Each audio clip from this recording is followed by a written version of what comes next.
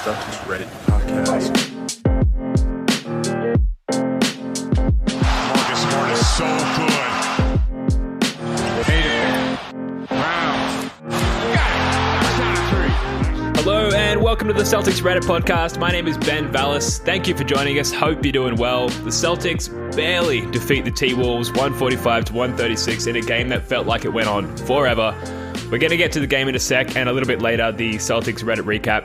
Joining us for all of that and more, Jackson, aka Rickman Lives. Jackson, how's it going? I'm all right, man, considering very stressful last couple of hours, but all good, all good. It's a nice weekend here in Australia, so enjoying that. Things are looking up with the eventual win there today from the Seas. And look, back from his trip from Maui. Aloha, Larbird33. Welcome back, sir. How's things? Aloha. Good. It was good to get away. Good to spend some time on the beach, hanging out over there. But good to be back, too.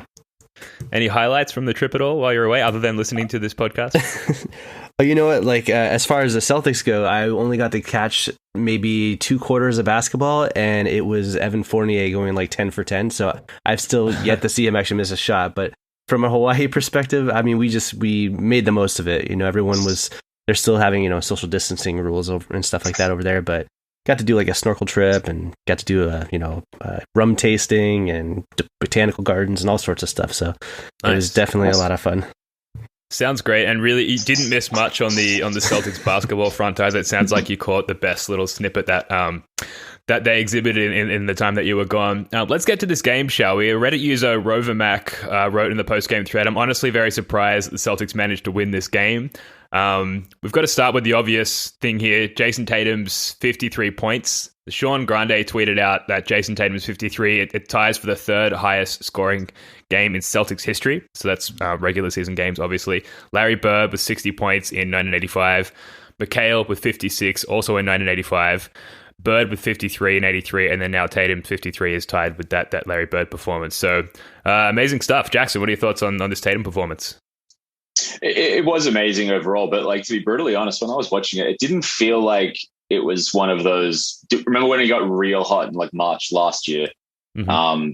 He felt like otherworldly then. For some reason, this was, I think maybe just because of the overall situation of the season and the opposition that it was coming against and the way it was playing out.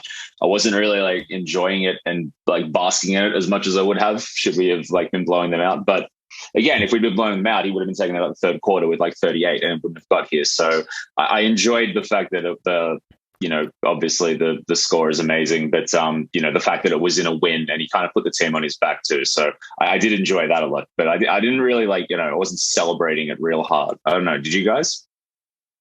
No, not really. I mean, I feel like, Tatum scoring 50 plus was inevitable. He was always going to do it at some point, and who better to do it against a woefully terrible Timberwolves. But no, it was still great to see. I guess it's like the highest score we've had from a regular season game in 35 plus years. So what's not to like about that? That was pretty awesome. We were talking about in our Slack channel, because IT had 53 in a playoff game, that if he scored 54, maybe he'd break the curse of IT, but he just fell 1 point short. So does equaling count though? Yeah, it's like let's tip say of the it cap. counts. Yeah, let's say it counts. You still get like the world record for equaling the world record, I'm pretty sure. So let's abide by that. Yeah. The curse is gone. We're back. But really, though, I mean, there was a point there where I was a little worried that Tatum's post-COVID symptoms were holding him back. And this, in conjunction with the stats they actually brought up in the game, and someone on Reddit brought him up, where I don't have it in front of me, but I think he's like 83% or something since March within 3 feet. He's actually finishing at the rim really, really well. He got to the line a ton tonight. So, I mean, that's all good signs, because those are the kind of things that you would assume because of post-COVID, not having the same wind, he wasn't attacking the basket as much. And see him get to the line a bunch, that's great. As we hopefully make the playoffs and he hits his stride, that'd be great. Yeah, it's been a frustrating season for Tatum fans, Celtics fans, therefore, in that and obviously a lot of it is COVID symptom related, but Tatum hasn't always been getting to the rim consistently, or even like seemingly looking to get to the rim consistently, and often settling for fadeaway deep twos and threes and whatnot, and not hitting those either. The last couple of games, Tatum really has been sort of decisively driving to the rim and getting there with ease, and it's kind of like, it's crazy. It's like, oh wow, like you can do that. You can do that really well. well. And I think Scal even referred to the dunk on LeBron James in Game 7 of Tatum's rookie year as well. And like he is driving with that kind of force and getting there. And it's a really nice and probably a timely reminder given how the season's gone so far. Okay, Jayson Tatum is really fucking good. And when he's healthy, when he's not winded, like he is very, very good. 16 free throw attempts today, along with the 10 boards and 5 turnovers, which we'll get to a little bit down the line. But just really, really good to see.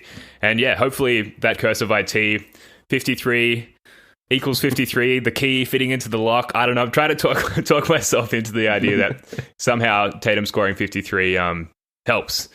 I guess the fact that he started going to the rim like early as well too and started off well, I think that was key to everything, because I think it's the last few games he's had really, really slow starts and has come alive in like the third or the fourth. So to see him doing it early and consistent, like I think that's a really good sign. You know, he might start doing that more often. And you know, God, imagine if he didn't. You know, we could have been down by 30 or something. So yeah, that was a good aspect of that, I thought. Just on the IT side of things, this is posted to the sub by LeetSpeak. Coach Steven says Jayson Tatum reminded him tonight of Isaiah Thomas, run with us, in the sense that he just wasn't going to let us lose. Tatum was super special tonight, he added. All right, I'm going to stop talking about the curse of IT now. Should we get to the rest of the game? Because it wasn't all good. It wasn't all just Tatum 50 burger. We needed that 50 points from Tatum tonight. Another Reddit user, Bubsy Boo, wrote on the post-game thread, "We won, yay. Tatum got 50. That was awesome. But can we play some defense, please? They are the worst team in the league," referring to the Wolves there, shaking my head. So, Jackson, talk to me about the defensive performance of the Celtics, or lack thereof, in this particular game, and how that's, I guess, kind of been a trend throughout the season. Yeah, we've just been so shit at defense for like all season. So even when we fall into this hole, I don't get angry anymore. It's just like I'm expecting it to happen.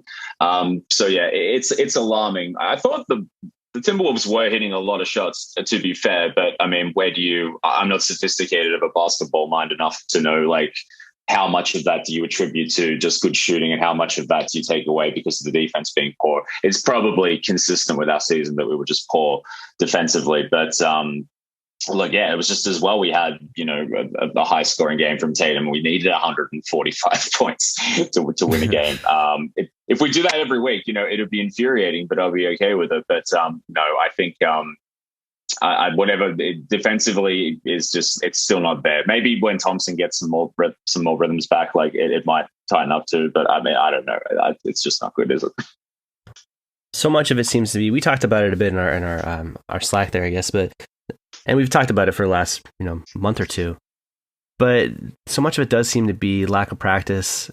Nobody, there's no teams in the NBA that are really practicing like they normally do because it's a condensed season, and they're trying to prioritize people not getting hurt, so they're actually using their days off. But maybe because I'm trying to because the question that keeps coming up is like, why does it impact us more than it impacts any other team? I do think it's partially because we're a really young team. I mean, our stars are very, very young, and not having that practice time must impact them quite a bit. I mean, even Tatum and Brown are making really obvious mistakes. Smart's actually making obvious mistakes too. And that's stuff that you would think that if they had time to actually walk through it and like go over game tape and like actually get reps in and work on that stuff, they'd be able to remedy that. So, we could complain about it a lot. I'm trying to keep optimistic. I got to be honest, I'm pretty bummed out just because of the Fournier thing, him getting COVID. I'm not going to delete my Twitter like Danger Cart, but I'm pretty bummed out about that. But on the positive side, I just keep thinking, as long as we can get to the playoffs, we're only a game out of the 4th seed right now. If we can scramble and actually get that 4th seed, and then presumably with a normal playoff schedule where we have a little more time to actually go through this, I think we could be dangerous. And Ben, you said in one of our group chats that you were feeling a little optimistic. I'm kind of with you. I mean, I do still think that we have a strong, top 8. And once Fournier returns, that's a huge addition. So the defensive stuff sucks, but hopefully we can remedy that. And overall, I'm still keeping an eye towards positive. Yeah, there was a stretch there, I guess, when Fournier was playing and Tristan Thompson was yet to come back, but like suddenly it kind of looked like we had some depth, and like the first 2 or 3 subs off the bench, you were seeing these, these names, faces or whatever coming onto the court, and it's like, oh, there's another competent player. There's another one. It's like suddenly we had a deep enough team where the rotation of players was just like a healthy cycle of decent players. And then I was kind of frothing at the idea of adding, Tristan Thompson to that rotation as well. We're going to, obviously, like you said, Fournier's out with COVID, it seems, so we're going to have to wait a little bit longer for that. But it is on the horizon, so I think there is some cause for optimism there. It's just so frustrating. It's so frustrating that like we started to see what was the beginning of some momentum, and then it's like, oh well, the one thing that we've been counting on, another reliable shooter that brings depth to our whole rotation, now he's out. So it's just really frustrating. It's like I just feel like this like weight still on top of us. So it's good to get wins. Like we've actually won 4 of our last 6 or something. We're winning a couple games here and there, but it is frustrating. It's very frustrating.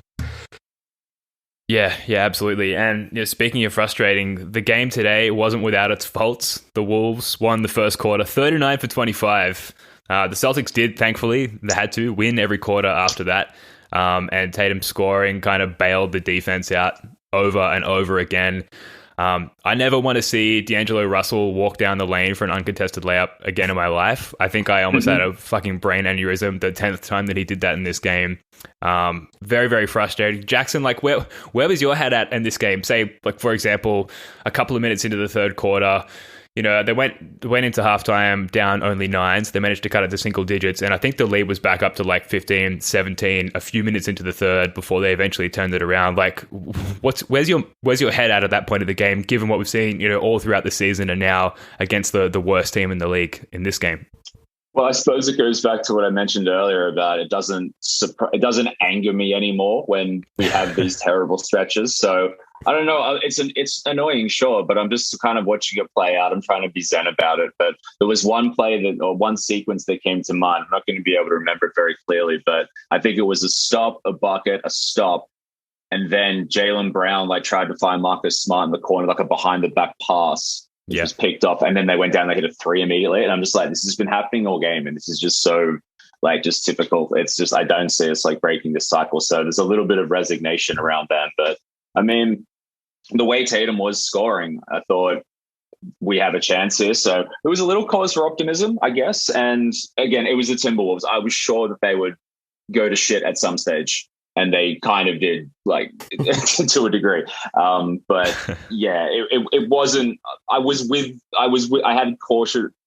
cautiously optimistic. Probably put it that way. Sure. A loss against the Timberwolves would have been actually kind of predictable, though. Horrendous. I kind of thought, well, if you're going to lose to a team, of course you're going to lose to the Timberwolves. So I'm almost more surprised that we actually beat them. It's weird. It's like, oh, we actually won. Okay, great. Yeah.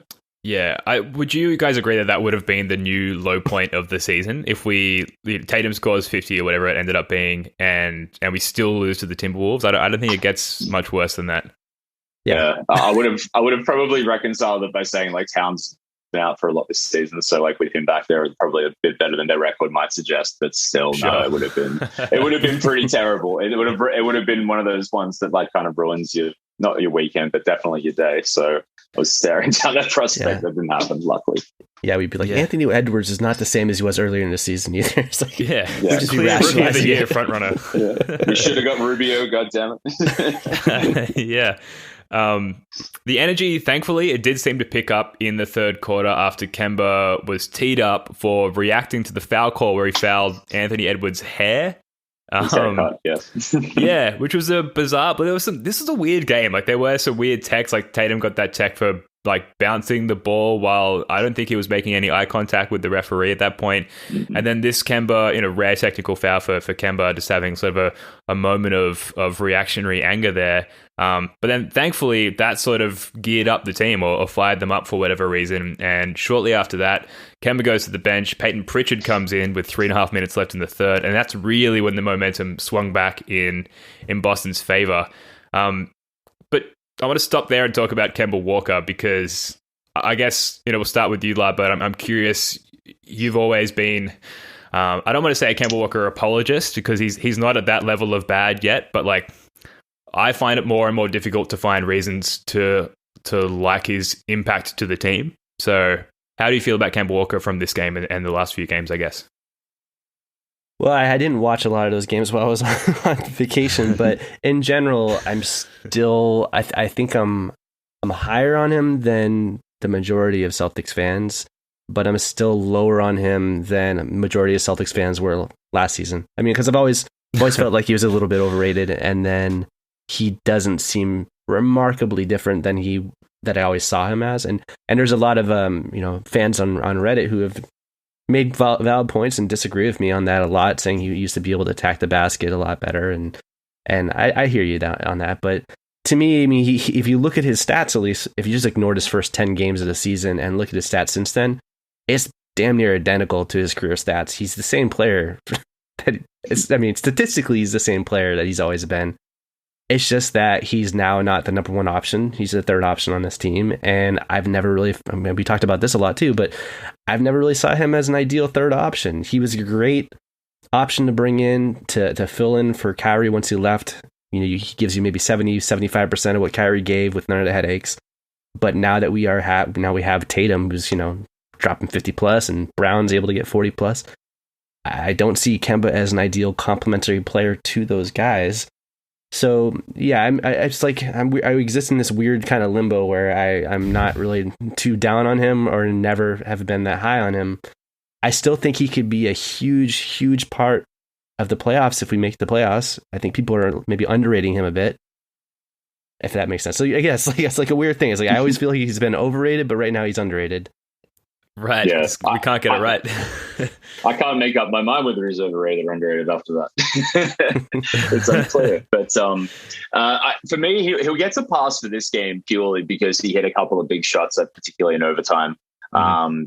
And it is at the stage where you can see him go three quarters just being like terrible, but then hit some shots when it matters. So provided he's able to do that whilst we're getting like fantastic levels of production, particularly from Jayson Tatum and Jaylen Brown or anyone else for that matter, Fournier. But for those buckets alone, I'll be okay with his contribution. But for the most part, it was like stands out a lot when he doesn't hit shots because he doesn't really bring that much else to the table, unfortunately. So, I still think we're better with him than without him, like without a doubt. Yeah, I still kind of wonder if Kemba, this is something that it used to sound really crazy, and now it seems like I think people would be on board with it a little bit. But Kemba as the sixth man, if you brought in Fournier into the starting lineup and you had Smart, Brown, Fournier, Tatum, Timelord with Kemba off the bench as a sixth man, I kind of like that. I don't think they'd ever do it. It's just we're still paying him ridiculous amounts of money, but I like the idea of him as like a microwave off the bench and you just let him do his thing. But yeah, we'll have a back-to-back sooner or later where you probably will play that lineup to start with, and we'll see how it goes. Just on Kemba's stat line today, it's sort of surprisingly decent. Like he finished a plus 10 somehow while being terrible defensively. 17 points, he had 4 turnovers, a couple of steals, but then 9 assists and 7 boards, sort of mildly flirting with a triple-double there. I think he, like in this game at least, he was maybe 2 made shots away from seeming or actually being a lot better. 5 of 14 from the floor, 3 of 10 from 3. So if he hits 2 more shots, suddenly 7 for 14 is 50%. He's 5 of 10 from 3, 50%. He missed a couple too many of those sort of above the break, the high pick and roll where he comes off that high pick and pulls up for a 3. That's kind of always been his signature shot, and he's just not hitting that consistently enough to feel like a positive contributor, especially with the money that he's being paid. So close to actually being decent in this game, but just fell short, unfortunately. And because of the money that he's getting paid, there's that spotlight on him. He's going to continue to cop some criticism there. So getting to the rest of the game, though, guys, what else was notable to you from this game? I thought it was actually a really good Marcus Smart game, to be perfectly honest. Yeah, did shot the ball pretty well. Normally it's a bad moment when he scores pretty well, but that wasn't the case tonight. Got himself had a vintage Marcus Smart play where he saved it like between his legs to Jaylen Brown. That was awesome. But yeah, he was standing out as one of the key reasons that we kind of stayed or were able to just like grind our way through it when it was difficult was definitely Marcus. Yeah, it was a great game from Marcus Smart. I wish I could remember who said this. I was actually trying to look it up, but someone was saying something like Marcus Smart is always kind of teetering between deciding if he wants to be an amazing role player or fail as a star. And this is one of those games where like he put up star numbers. It's one of those games where, in actually the last couple of games, he's put up sort of star numbers, but he's never actually going to be a star. It's just always a weird thing because I don't love it when he's scoring 20 plus because I don't feel like that should ever really be his role. Yeah. He should always be kind of, playing hard defense and distributing and all that, but he should never be one of our top, shot takers or playmakers. That should never really be his role. So it's good when he scores 20 plus. Obviously, it helps us. But the law of averages over time, that's going to mean there's going to be games where he's just dreadful scoring the ball, and that really shouldn't be his role. So I always have conflicted feelings when I see him put up big numbers. It's like, great numbers, but he shouldn't be doing that, Marcus. That's not you. That's not who you are. If I ever don't see a Celtics game and I check the box score and Marcus Smart's like an 8, 7, and a 4, I know he had a great game. Right. And I don't think about that for anyone else. It's just I look like, he must have done well. Yeah, and the field goal attempts as well for Smart. Like he had 12 field goal attempts. I think that's just a little high. Like maybe we're talking about the margins with the Kemba's numbers as well, but 10 or fewer. I think 8 field goal attempts for Marcus Smart is kind of the sort of the magic number there, and it kind of allows him to reserve his impact on the game for other facets of his overall skill set. 12 is a little high, but hey, like he was integral to the win today and helped the team get it done. So no complaints there. Timelord. I've just written down Timelord dominated by Naz Reid. Kind of had his soul exercised by Joel Embiid in the Sixers game, and Timelord, poor old Rob Williams just hasn't really been the same since then. Like there were stretches of this game where Naz Reid was just absolutely like posting and toasting and just dominating him. Like he looked like prime Karl Malone or something. It was nuts. What do you guys think of Timelord in this game? All I remember are the 2 missed dunks early on, and that was like a bad sign, I thought. He's normally like so money with that. He had one good, I think, alley-oop in the 4th. But largely forgettable, which is very uncommon for Robin Williams. Normally, like he's out there's at least 2 times where you're like, whoa, shit. And there was like 0 this time. Well, that one play that I mentioned, but that was like it. So, disappointing. He started our season as our 3rd string big, and the whole time we were hoping that he'd come and actually, move up the ranks and eventually take that starting lineup.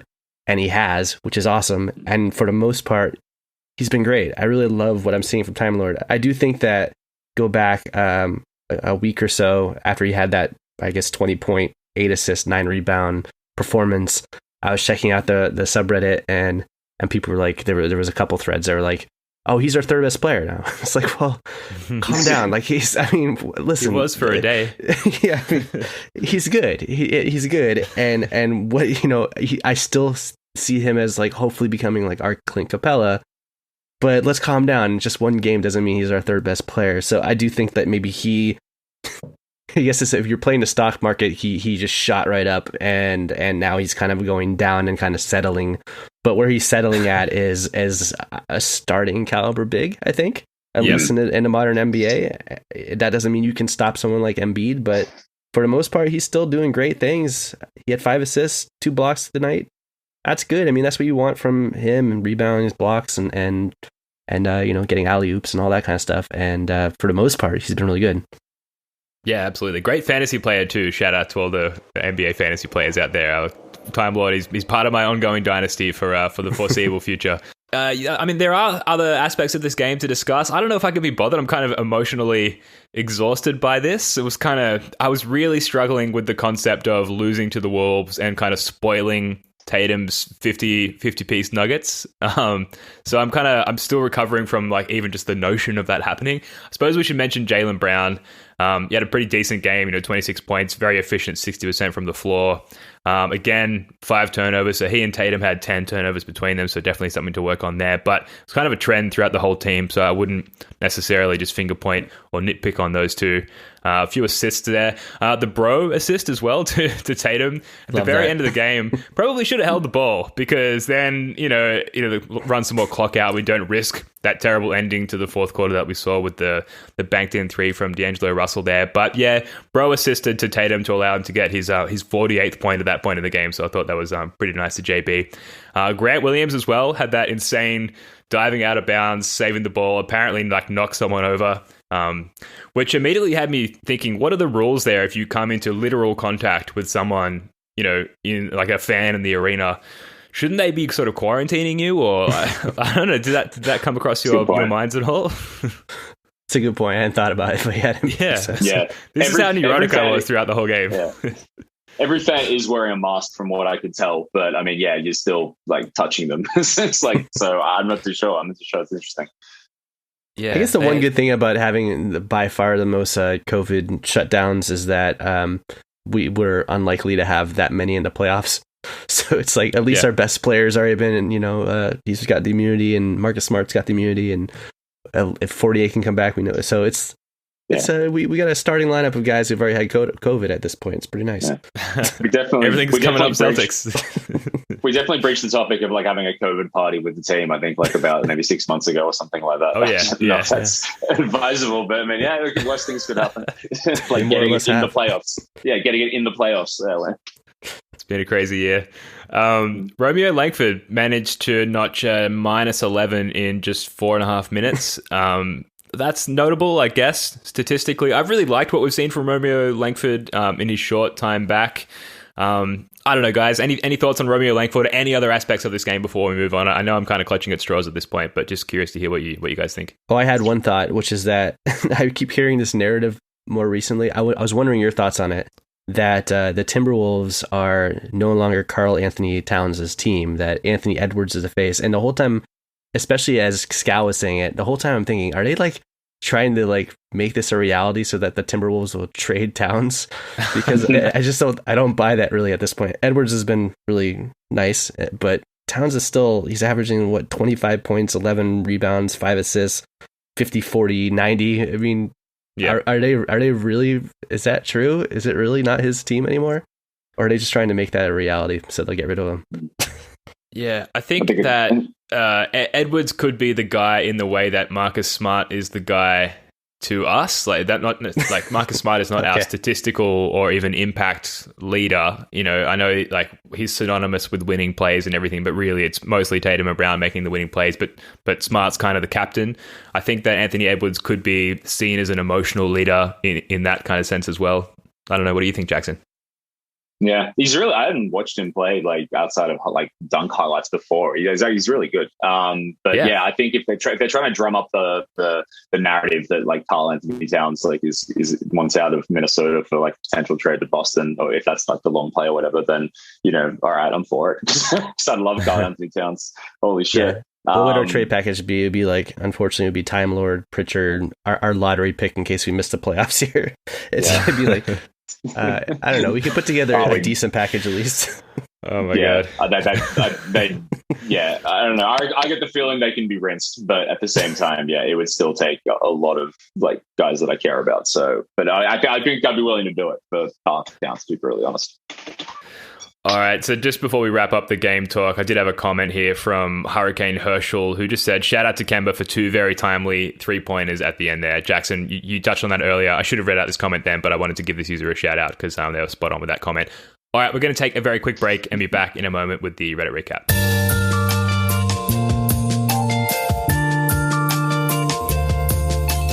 All right, welcome back. This is the Reddit recap. We've just got the one post here today. It's by user Said Hot Dog, and the title of the post is "We need to keep our criticism in check on the Jays." It was posted a day ago. It's on the sub.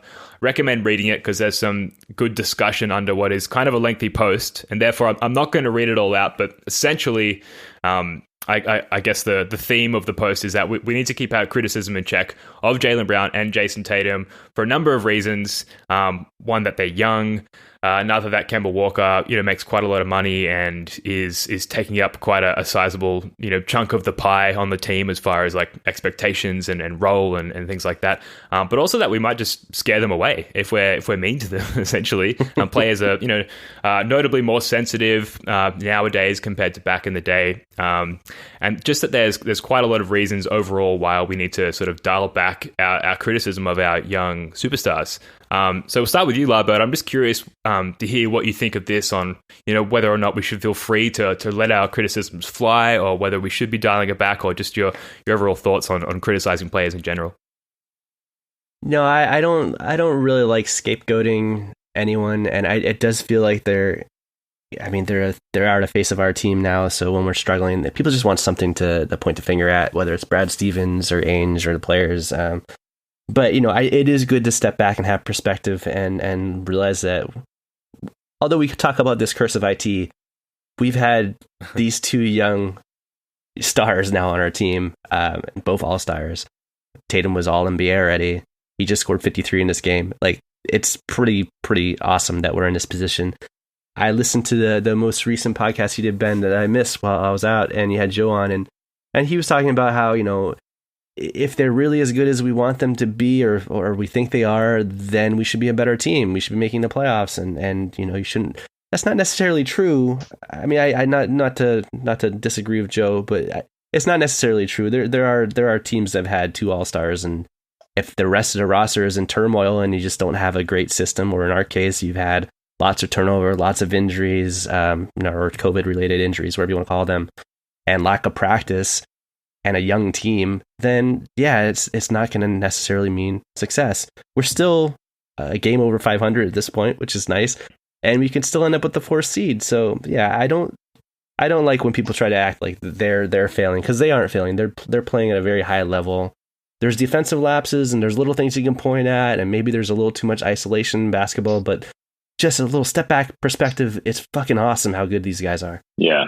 With the criticism aspect, it's like it's all based on results, really. Like, they weren't getting this kind of criticism like as loudly as they were last year or in their second year. When we were playing well and we were like a 1 seed and everything was pretty rosy outside of the playoffs. And I think given the size of the fan base, like, it's just going to get louder and louder if results are bad. Like, you can't tell me then, like, an alternate universe where the Lakers don't win the championship last year and LeBron starts to look washed. There isn't a section of that fan base that's like, get trade the fucker. Like, he's useless to us. So I think that's just gonna happen. But yeah, I mean, I think most sensible fans, like, are frustrated but don't, say anything absurd. But even if they do, it's like, who cares? I think these guys are mature enough and buy into what they've got here to not be scared away. But if this like goes on for maybe a season or two more, then I think it would start to get to them and start to just not become fun anymore to a degree. I might partially also because it's just the reactionary social media era that we're living in. I mean, I was a hardcore fan during the entirety of Pierce's career, and they missed the playoffs 5 out of his 9 seasons before the arrival of KG. Mm-hmm. And I don't remember him even getting criticized on the level that I see people like shitting on Tatum for a bad shooting night or something. It just seems like it's all the criticism is just a little more heightened. And I do get I understand the sensitivity where it's like Tatum and all these players are probably familiar with that if they're on Twitter, or if they probably might check out Reddit every once in a while, just secretly. It's possible. And if they see that, it might give them the impression that that's what the fan base actually thinks. I don't think that's the fan base in large. It's just just a heightened emotional stance of a pocket of fans that are very loudly vocal on certain platforms. And I get it I also get it from perspective, because I do think that this is an unpopular stance, but I do think it directly led to Kyrie leaving. And not saying that I want him to stay, I mean, whatever, but I do think that played a huge part of it. Both the media and the fans completely turning on that guy. I couldn't imagine him staying at that point. It's like, why would you stay when all you're seeing on Twitter is this guy sucks, we're better whatever without him. So yeah, I mean, he brought that on himself. He brought that on himself, but to a certain extent, yeah. But I also think that, I mean, I could go down on. It's not what we're talking about right now, but there was a point in time where it's like he was still very much probably undecided, but the fans had pretty much decided, you're out of here, get the fuck out of here, and then he left. Yeah. Yeah, the social media aspect is a really sort of interesting factor, and because I mentioned that comparison that people make, like Ainge, made it on a podcast. He the Celtics have an official podcast now, so we've got another competitor there, and Ainge was their first guest. Damn those guys with their guest getting power, and yeah, he made that comparison that players nowadays are more sensitive to the guys that he played with in the 80s, like Larry Bird, etc. But those guys weren't faced with constant social media barrages all day, every day by just completely random people, credentialed media people, typical casual fans and otherwise, all just sort of bearing down on them at all times with their takes. So it must be harder. I'm sure it is a lot harder for these guys to cop some of that criticism. But they're also getting paid a lot more. Even, scaled to inflation, they are still getting paid a lot more than those guys back in the 80s. So you could argue that they're paid professionals, professional athletes who should be equipped to deal with this kind of criticism. And for me, a lot of people I think are the same. I'll watch games with my hands on the keyboard, ready to get those takes flying out there into the Twitterverse. And the other day I was on Twitter, and I think we were losing, and Tatum put up yet another contested step back three that he missed, and gave away yet another opportunity to pass the ball when the ball had been moving quite well when he was on the bench. It was very frustrating. And I replied to a Keith Smith tweet. He was calling people who were criticizing Jayson Tatum morons, or at least referring to their moronic takes. And I was like, I agree that those takes are moronic, but you can't deny that Jayson Tatum has been pretty inconsistent this year. And he quote tweeted me and just put his stats for the year, which are good as they should be, and kind of exposed me a little bit. And then a lot of people piled onto that tweet being like, yeah, F you, Celtics Reddit podcast. How dare you criticize Jayson Tatum? And I'm like, come on, guys. It's not an argument. He has been frustrating. I'm not saying that he's been bad or that he is bad or he will be bad. I'm just saying that he has at times been frustrating to watch. And so I guess there's a lot to unpack there. How do you define criticism? And is saying how you react emotionally to a player publicly, is that criticism, or are we referring to people saying that he should be traded? Is that criticism? So it's a sort of a sweeping broad term, but to close out my point, I think that fans should be free to throw out whatever criticism they see fit. I think that you should draw the line at getting personal or using just straight up insults. I think you should draw the line there. But if you feel like a player should be traded, if you feel like a player should be benched or whatever it may be, I feel like with the platforms that we have now as fans, people should feel free to get that shit out there. I just think that's part of sports fandom. We know that. The players know that. I thought it was a mutual understanding, but a lot of people feel otherwise. Yeah, Ben, I'm actually going to agree with you. After you said that and hearing you say that, of course, I'm not immune to doing that either. I've certainly called players scrubs and stuff like that. And I guess, I want to separate it. I don't think that there's anything wrong with fans voicing their opinions. I don't think there's anything wrong with that. I'm just saying personally, I don't think the blame should be on Tatum and Brown for this season. Yeah. And I don't think it's fair to blame them. But by all means, if you want to say whatever you want to say what you want to say. Of course, I've had my own past of saying stupid ass shit about players. But it's so much fun though. It's fun to say stupid shit. My only hope is that if it is impacting the young guys, because they always. I was listening to Mark Maron once, and he said that he'll see 1,000 positive tweets and then one negative one, and he'll just obsess over it. Yeah. I think a lot of people like that, and I just hope that if the players are actually seeing any of those negative comments, they realize that's going to be there regardless of the team. It's not it's just a Boston fan base thing. No matter what team they play for, if they're struggling, they're going to have fans that are going to be voicing their opinions like that. So just don't leave us. Don't leave us, please. Yeah, it must be hard. It must be hard because it's not even constructive criticism that you might get from an employer or a close friend or something like that. It's just right. Blah, trash, blah. It's not good. But it's par for the course for those guys. Brandy Cole, Jayson Tatum's mom, tweeted out after Tatum's performance tonight, if you're in the States, "We don't want none of that fake love. Keep that same energy y'all had a few days ago. Y'all know who y'all are." Sorry, I'm butchering that with my Australian accent. Hashtag always his biggest fan. Can't help but feel personally targeted by that tweet, Brandy Cole. But yeah, I mean, when players perform badly, what have you done, Ben? They're prone to criticism. You got the internet against us now. I got to look up these tweets you sent. Well, you could say that we lit a fire under Tatum. He comes out, scores. Yeah. No, I'm kidding. I don't believe that. Eventually, he plays better when he's mad, right? So in some way, it's like we're motivating him. Yeah. So I don't know. I don't think it's kind of just one of those things, those concepts that the world will not settle on or agree on. But I personally think that as long as you're not directly insulting a player or going in too hard on them, then you should feel free to dish out whatever criticism that you like. Before we wrap this one up, I've just got in my notes here. There's two things to get to. Brian Scalabrine, I thought it was a good time to circle back on this because, speaking of criticism online, a lot of people are out there, saying, oh, I'm listening to the Timberwolves broadcast today because I can't handle listening to Scal, and that Mike Gorman is clearly sick of Brian Scalabrine. I happen to like Scal a little bit. Like, I know he's a little bit obnoxious at times and maybe sort of like undercuts Gorman's commentary role a little bit there by speaking too much, probably like I'm doing on this podcast, ranting way too much. But what do you think, Jackson? Scalabrine, up or down?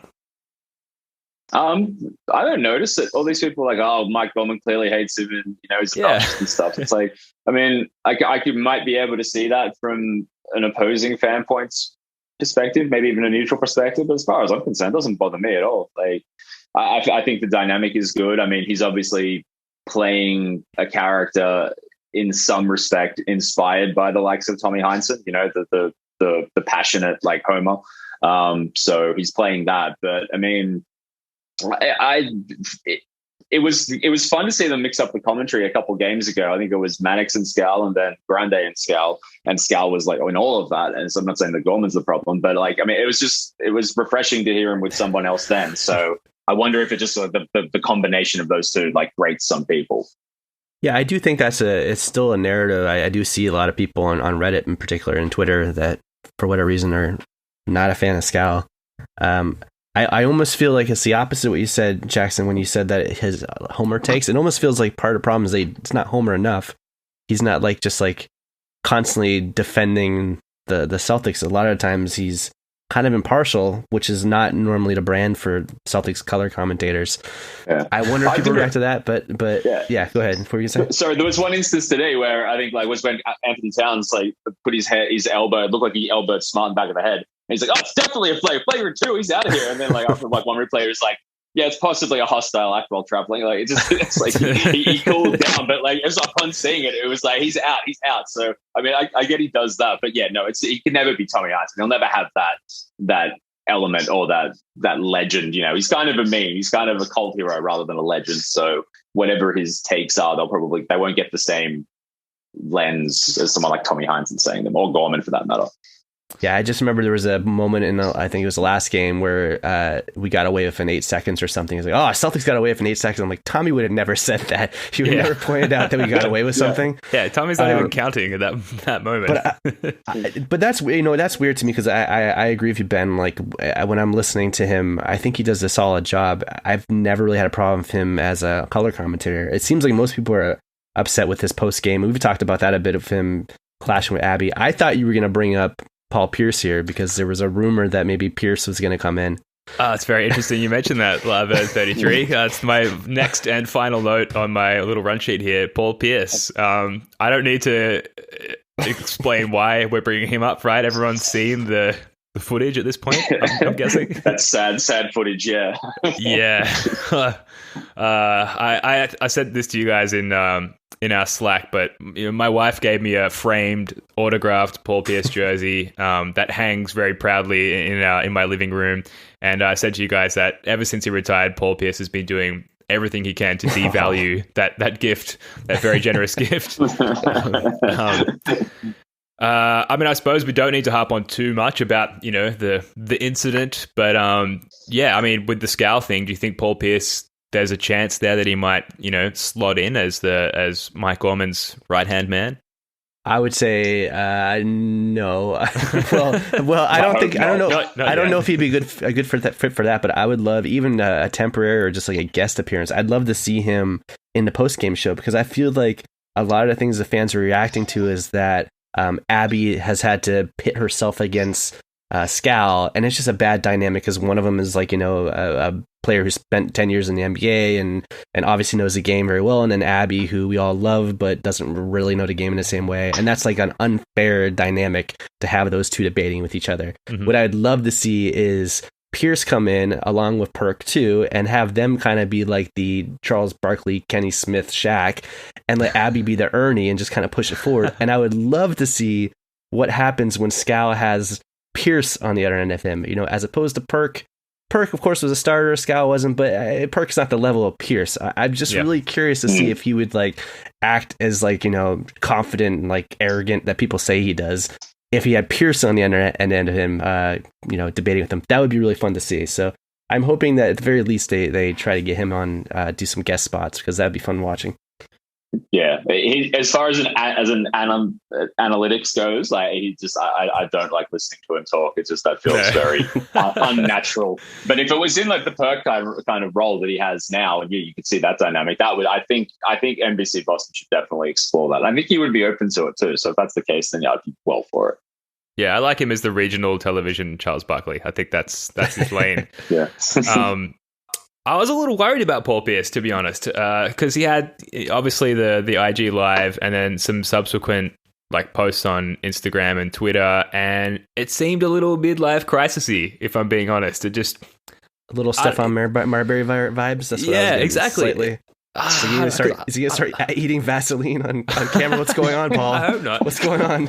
I love Paul Pierce. He's my favorite player, like, ever, and a little worried about the guy. Sort of a sharp left turn, really, for him, and he's got a family. Not a great look. So I hope that whatever he does next is a sound, well thought out, hopefully well advised. I hope that he's got good people around him. Decision. And that, hopefully, let's be honest, that decision is joining us on this podcast. I don't know. Yes. Call it a stepping stone. A career stepping stone.